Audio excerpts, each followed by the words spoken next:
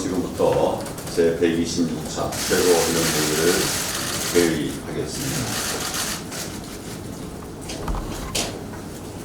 문재인 대통령 헌정사의 불행한 사태를 재현할 것입니까? 어제 저도 시민의 한 사람으로서 광화문 집회에 참석했습니다. 국민의 분노가 임계점에 달했음을 확실하게 느낄 수 있었습니다. 광장에 모인 시민들의 주장은 분명했습니다. 조국을 구속하고 대통령이 사죄하라는 것이었습니다. 무너진 정의와 공정을 다시 세우라는 것이었습니다. 국민의 목소리였습니다. 그동안 우리 당은 이러한 국민의 뜻을 관철하기 위해서 여러 가지 노력들을 다해왔고 또 앞으로도 더욱 진력할 것입니다. 조국 일가의 불법과 부정을 지속적으로 파헤쳐왔고 그 결과 실제로 많은 부분이 검찰 수사에서 사실로 드러났습니다. 장외투쟁으로 국민의 뜻을 모아나가면서도 법치를 수호하고 정의와 공정의 가치를 지키기 위한 정책투쟁과 원내투쟁에도 최선을 다하고 있습니다. 조국 사태 같은 파렴치한 일이 다시 발생하지 않도록 우리 사회를 혁신하는 일에도 더욱 박차를 가할 것입니다. 특혜와 특권, 대물림을 막기 위한 교육개혁 방안을 조만간 국민 앞에 내놓도록 하겠습니다. 불의와 불공정으로 좌절하고 있는 청년들을 위해서 꿈과 용기를 되살릴 청년 비전도 준비하고 있습니다. 진영 논리에 매몰된 우리 정치를 바로잡기 위한 정치 혁신과 국민 통합 비전도 제시할 것입니다. 그런데 이 정권 하의 현실은 국민의 바람과 완전히 거꾸로 가고 있습니다. 거꾸로의 신뢰를 하나 들어보겠습니다. 너무나 잘 아시는 일입니다. 조국 동생의 구속영장 기각, 한마디로 비정상의 극치입니다. 그동안 구속심사를 포기하면 100% 구속영장이 발부됐었습니다. 그런데 조국 동생이 유일한 예외가 되었습니다. 정말 특별한 예외입니다. 영장을 기각한 판사의 이해 못할 행적들이 논란이 되면서 법원이 스스로 사법 불씨를 자초하고 있습니다. 결국 문재인 대통령과 이 정권의 사법부 장악과 겁박이 이런 비상식적 상황을 만들고 있는 것입니다.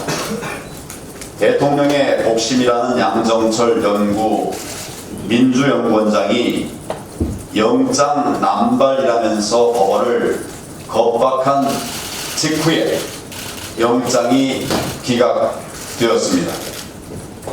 이것을 단순히 우연이라고 볼 수 있겠습니까? 정말 이례적인 일이 대통령 복심의 발언 이후에 나왔는데 이걸 정말 우연이라고 할 수 있습니까? 국무총리, 여당 대표는 물론 대통령까지 직접 나서서 조직적, 노골적으로 조국 수사를 방해하고 있는 형국입니다. 한마디로 지금 이 정권은 조국 방탄당이라고 할 수밖에 없습니다. 정말 정의롭지 못하고 공정하지 못한 정부입니다. 문재인 대통령이 조국 지키기에 매달려서 공정과 정의, 대한민국의 사법 정의까지 짓밟고 무너뜨린다면 우리 헌정사에 또다시 불행한 사태가 재현될 수밖에 없습니다. 문재인 대통령은 국민의 심판이 눈앞에 있음을 직시하고 국민 앞에 엎드려 사죄해야 합니다. 즉각 조국을 파면하고 검찰 수사 방해를 중단할 것을 국민의 이름으로 엄중히 경고합니다. 남 탓만 하지 말고 경제 정책 대전환하십시오. 문재인 대통령은 우리 경제가 급격하게 추락하고 있는데도 경제가 올바른 길을 가고 있다라고 주장해 왔습니다. 그러다가 이제 와서 갑자기 무역 갈등과 세계 경제 하강을 핑계대면서 경제의 어려움이 지속되고 있다고 인정을 했습니다. 갑자기 우리 경제 상황이 바뀐 겁니까? 잘 되고 있던 것이 하루아침에 뒤바뀐 겁니까? 그나마 경제 위기를 인정하는 것은 다행이지만 여전히 이 정권의 정책 실패는 인정하지 않고 있습니다. 변화와 개선은 잘못을 인정하는 것으로부터 출발한다는 점을 너무나 잘들 알고 계시지 않습니까? 우리 당은 오래전부터 글로벌 경기 하강을 경고해 왔습니다. 그리고 경제 위기에 대응하기 위한 대책들을 꾸준히 준비하고 제시해 왔습니다. 그리고 우리 당의 경제 정책 대안을 종합해서 국민을 잘 살게 하는 민부론 얼마 전에 내놓았습니다. 민부론에는 글로벌 경제 위기에 선제적으로 대응하기 위한 산업 구조 조정과 노동시장 개혁 방안이 꼼꼼하게 챙겨져 담겨 있습니다. 우리 경제의 역동성을 회복할 경쟁력 강화 방안, 성장과 분배의 선순환을 이룰 복지 방안도 담아 놓았습니다. 당면한 경제 위기를 극복하고 새로운 도약을 이끌어 나갈 가장 실효성이 높은 그런 경제 대안이라고 할 수 있습니다. 계속 현장의 목소리를 수렴해서 완성도를 높여 가겠습니다. 이를 실천하기 위한 입법 작업에도 박차를 가하겠습니다. 그런데 지금껏 우리의 경고와 대안은 하나도 듣지 않더니 이제 와서 입법 지연 운운하면서 국회 탓까지 하고 있습니다. 도대체 남 탓 말고 뭘 할 줄 아느냐 묻고 싶습니다.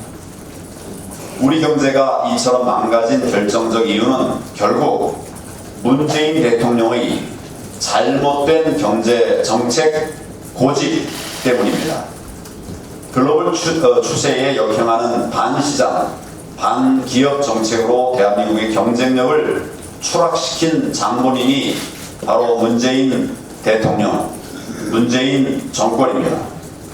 급격한 최저임금 인상과 법인세 인상, 무리한 근로시간 단축과 귀족 노조 중심의 노동 정책, 이런 것들이 기업과 국민의 부담을 늘리는 정책이었고 결국 우리의 경제의 어려움들을 가중시키고 있는 것입니다. 문재인 정권의 경제 정책 가운데 우리 경제를 나아지게 만드는 정책 뭐가 있었습니까? 우리 국민들 여러분께서 또 언론인 여러분들께서 한번 챙겨봐 주시기 바랍니다. 이런 와중에 멀쩡한 월성 1호기가 1호기 폐쇄까지 밀어붙일 기세입니다. 무려 7천억 원을 들여서 수명을 연장시킨 멀쩡한 원전입니다. 그 멀쩡한 원전을 경제적 평가까지 왜곡해가면서 조기 폐쇄하려고 하고 있는 것입니다. 우리 경제에 막대한 부담을 더하는 중대한 결정을 정권의 편향된 이념에 따라서 마음대로 하고 있는 것입니다. 이런 막무가내 결정에 가담한 모든 사람들은 향후에라도 반드시 법적 책임을 지게 될 것임을 기억하기를 바랍니다. 문재인 정권의 경제 상황에 대해서 전문가들은 세계 경제가 좋을 때도 우리 경제는 나빴고 세계 경제가 하강하면서 더 나빠지고 있다고 지적하고 있습니다. 그런데도 정책 실패를 도무지 인정하지 않고 고칠 생각을 하지 않고 있으니 정말 엄청난 남탓하는 정부, 이런 남탓만으로는 경제를 결코 살릴 수 없음을 깨달아야 합니다. 문재인 대통령이 경제 파탄을 국민 앞에 직접 사죄하고 즉각 정책 대전환에 나설 것을 다시 한번 촉구합니다.